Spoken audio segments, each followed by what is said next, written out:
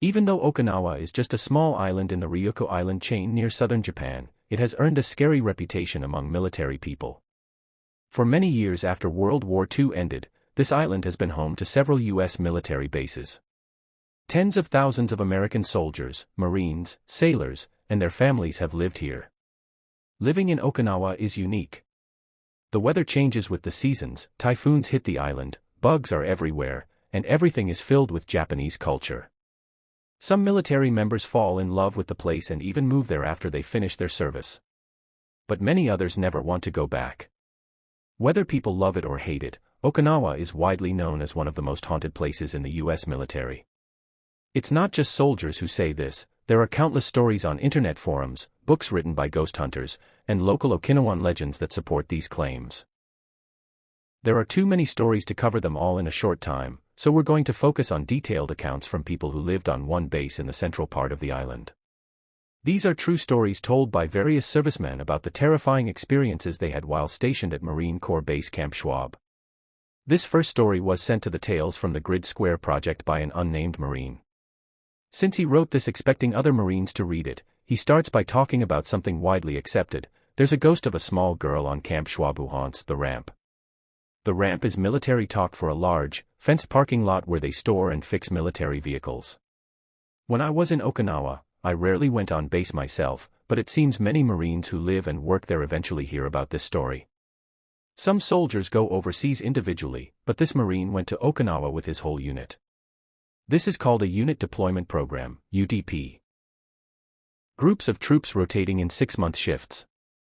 He writes, I never saw the ghost girl myself, but my staff sergeant saw her on his first UDP. When I replaced my buddies during my UDP, they told me they saw her too. From what I was told, back in the 70s or 80s, a 7-ton truck, one of the large troop transport trucks, ran over a little girl in the ramp area. She's haunted that area ever since. During our first UDP in 2014, my staff sergeant was on battalion staff duty. He and the duty driver went down to the ramp late at night to double-check everything was locked. They pulled up to the gate, and he got out to unlock it. He looked up and about 30 feet away, next to the last line of vehicles, there was this Japanese girl looking at him and the duty driver. She then walked past the vehicles, through the fence, and disappeared into the jungle. My staff sergeant said, "Screw that," and they rushed back to the battalion building. A couple years later in 2016, I arrived a month early to do a changeover with another company. I was hanging out with my buddy, and he told me that the week before, they were in the bay, one of the garage-type workspaces, working on a vehicle track. It was late at night and pouring rain. About half a dozen guys were working on fixing this track. He said they all turned and looked out to the line of vehicles, and there was this girl looking at them. Once they saw her, she turned and walked through the line of vehicles and the fence back into the jungle. They all left quickly and didn't want to hang around after that. I know more guys I'd been with had seen this ghost, but those are the two stories I remember in detail. We were always spooked if we were out there late at night. Some instructors even talked about getting old radio transmissions from World War II when they were in Okinawa. They told us that if we got to Okinawa and were doing night operations, we might run into that while we were there. As he mentioned, detailed accounts of the ghost girl at Schwab do exist, but most haven't been widely shared. It's more rumor than a collection of stories. But if you want to know how widespread this story is, Marines often mention it in online forums. One Marine with the username IU_robots posted in a forum about Okinawa ghost stories, the old boat ramp on Camp Schwab, Okinawa, had dudes in my shop refuse to work overnight shifts because of the little girl roaming the halls. The current building my command headquarters is in used to be the base hospital, now it's all offices. Roaming duties are interesting when you roll into a secured basement with motion detector lights that randomly trigger. Another Marine asked, my last UDP, I was at Camp Schwab. I work as an AAV crewman and heard the stories of the little girl at the ramp and so on. This whole island is creepy. A buddy of mine said he'd seen a little girl in his closet one night. Any other Marines have any stories? A Marine responded, we had 2 guys in my unit see a ghost of a little girl on the ramp at Camp Schwab on different occasions. It was back in 1992 to 93. They were both teased mercilessly, but both swore that it happened. Another Marine replied, this story hit a nerve with me.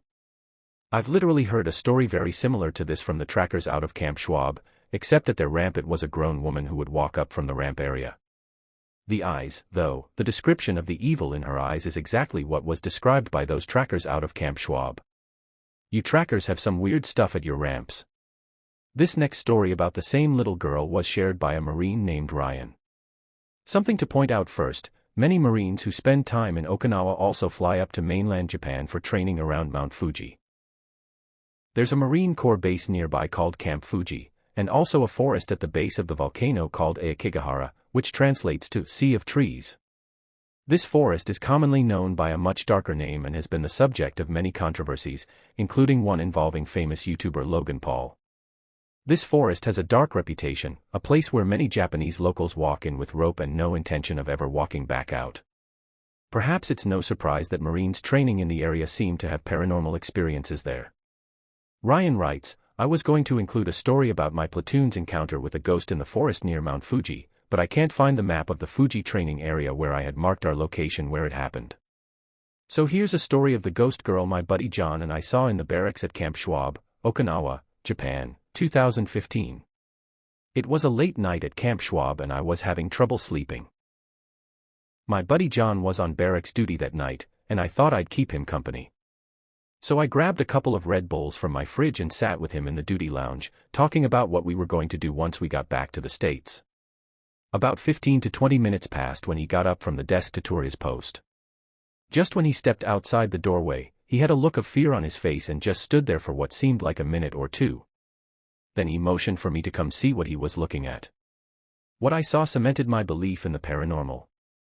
I looked down the hallway and saw an apparition of a little girl in ragged old clothes standing by the fire exit. I don't know what made me do this, but I said, "Hey." Right when I said that, the door opened and she ran out. We ran down the hallway, out the door, and looked around the area outside. There was no trace of her. Many veterans who spend time in Japan have a similar story from Camp Schwab.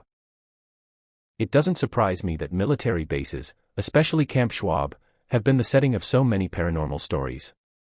Okinawa being the place of one of the Marine Corps' bloodiest battles during World War II, I imagine there are many lost souls trying to find their way home. Let me explain something for anyone not familiar with Marine Corps barracks, especially the ones in Okinawa. They're usually like a shabby hotel, a long rectangular building with a central hallway. The barracks rooms are on both sides, usually 3 floors. The barracks guard or duty person sits at a desk in the middle on the first floor near the main entrance, so they can see anyone entering or leaving. On every floor, right near the central staircase, there's the laundry room with a handful of washers and dryers. You bring your own detergent, and it's first come, first served. There's always some jerk who takes your clothes out of the dryer or washer before the cycle finishes and throws them soaking wet on the dirty floor because they're terrible people. If you're one of these Marines, may all your bacon burn. Now that you understand the layout of the barracks, during a time when most Marines in his unit were out of the barracks, this Marine started to experience, well, I'll let him tell you about it. He writes, so I was on a UDP at Camp Schwab for this story. The whole company goes to the Philippines. 3 dudes from headquarters and 2 guys from Easy Company are left in the entire barracks. That's when it starts getting weird. Every day I did laundry, middle of summer, Okinawa sweat issues. The doors for every dryer were open. I was on the top floor, and the headquarters guys were in rooms near me. I'd go back to get my laundry out, and they're all open. I shut the doors every time, and then they would be open when I came back. But I can clearly hear when the other guys on the floor would open or close doors, so I'm like, who the hell is doing this? So one night I was in there. I had just shut all the dryer doors, and out of the corner of my eye was a solid white figure. But once I looked, it was gone. Whatever. Later on, I go back to get my laundry. As I'm kneeling in front of the machine to pull my clothes out into a basket, I feel someone run their hand across my head. I have a shaved head, and there is a distinct difference between a hand and wind on my head. Later I'm lying in bed that night, and suddenly the guy in the room across from me is banging on my door and yelling for me to open it. I let him in and asked what the hell was going on. He said that he had a dream where this lady in all white was grabbing him, yelling for him to come with her. When he shoved her away, the metal circular vent cover that was attached to his ceiling crashed down onto the floor, and he woke up. For anyone who never lived in the Okinawa barracks, you have to push up and twist for these vent covers to come down, so it's not like it could just fall on its own. I went over with him and checked, and sure enough, the vent was right there on the floor. And now he said his shoes were gone. Turning a camera light on under his bed, we see that the shoes are now pushed into the corner of the room under his bed. This is a guy who kept his shoes aligned like he was still a recruit. He's one of those guys, so this wasn't normal. I start asking him if he'd been experiencing weird things, and he said yes. The next day we asked a few others in the barracks, and they also said yes. When everyone came back, whatever this was, it went away. I take it that the ghost didn't have enough energy to haunt some 300 Marines, but when it was just a few of us, we were prime targets. This next story is from a Marine who also shared his account with the Tales from the Grid Square project. As with the little girl on the ramp story, if only one guy saw it, you know, but when a lot of guys over several decades report seeing the same thing, it makes you think. I'm not sure if it's the same building since most units are split up into sections, and they might each be assigned to different barracks. But this next story reminded me of one my buddy Trip shared from living in Marine barracks at the base in 29 Palms. I gather that guys from 29 Palms ship out to Okinawa and back. Trip's story and this one are so similar that it suggests there might be truth about spiritual entities attaching themselves to people and being transported from one place to another. This thing seems to be moving back and forth between those two bases. The Marine in Okinawa writes, I couldn't tell you exactly when it happened, just that it was on Camp Schwab at the 4th Marines Barracks, probably in April around 2 o'clock or 3 o'clock in the morning. Nothing before this would have ever led me to believe my barracks were haunted. Schwab had a handful of cats and dogs running loose, and one morning on my way in, a dog caught me off guard by barking and jump-scared me coming over a hill. That was the extent of scary things I figured would ever happen. I don't particularly remember what woke me up.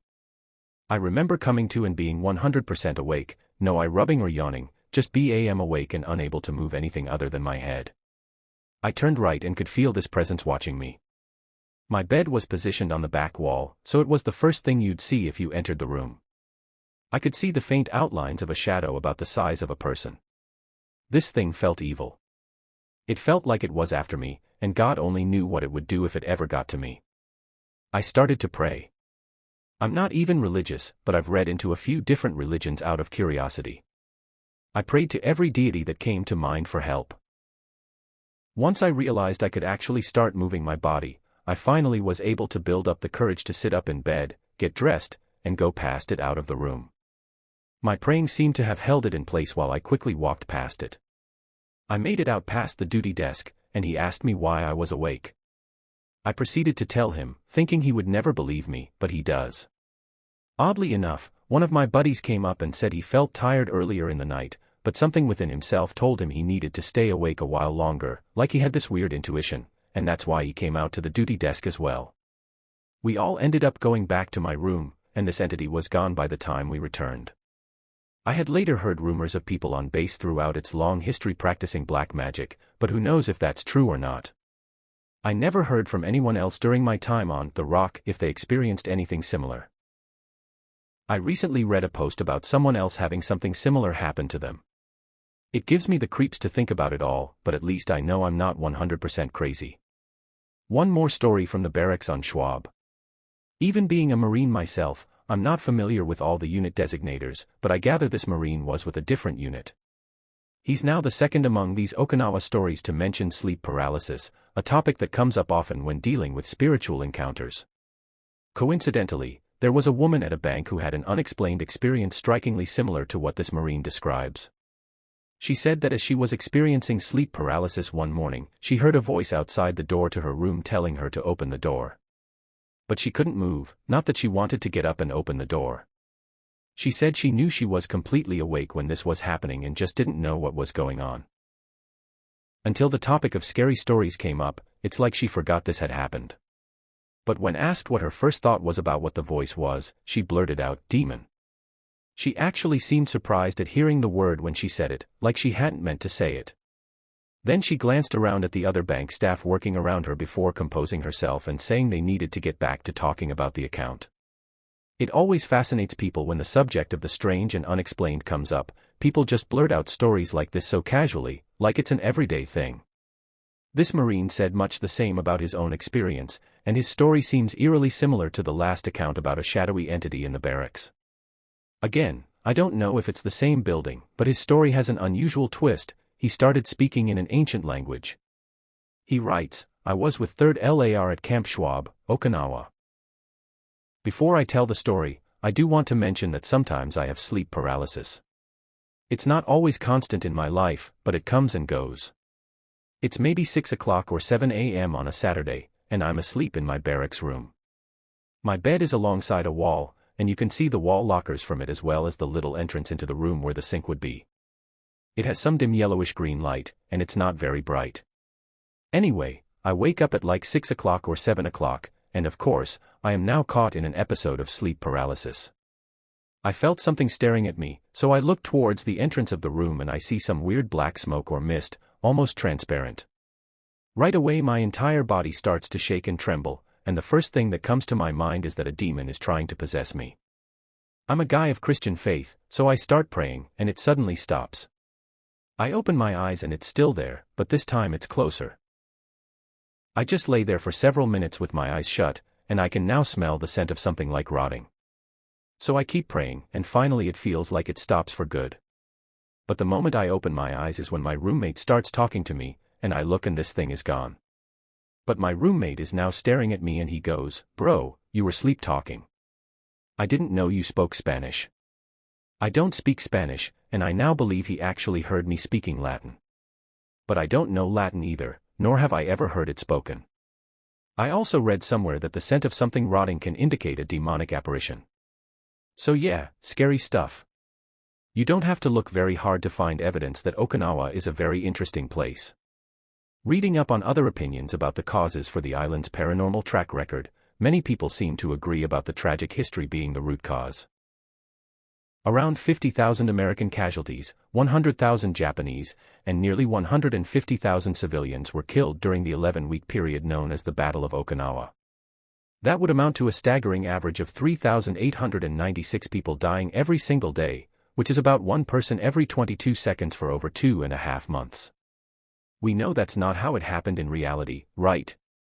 The averages, quite possibly there were single days where the lives of tens of thousands of men, women, and children came to an abrupt and tragic end. Even more sadly, many among the civilian casualties, especially women and children, died unnecessarily. Traditionally speaking, Okinawans are not Japanese. The annexation of the Ryukyu Kingdom by Japan happened in the 1870s. The assimilation of the Ryukyu Kingdom and the prefecture of Okinawa into Japanese imperial culture then took place. One example now being that relatively few people still speak Okinawan, the nation's original dialect, which has recently been classified as a severely endangered language. True, the replacement by Japanese culture was somewhat gradual during the first few decades of Japanese rule. But in an increasing effort to foster Okinawan loyalty, Japanese military culture was being more forcefully imposed on the Okinawans in the lead-up to World War II. The concept of gyokusai, or shattering like a jewel, was prevalent in Japanese military culture. This ideology emphasized dying honorably rather than facing the shame of capture. Okinawans were ultimately subjected to imperial subject education, which taught that dying for the emperor was honorable and that falling into enemy hands should be avoided at all costs.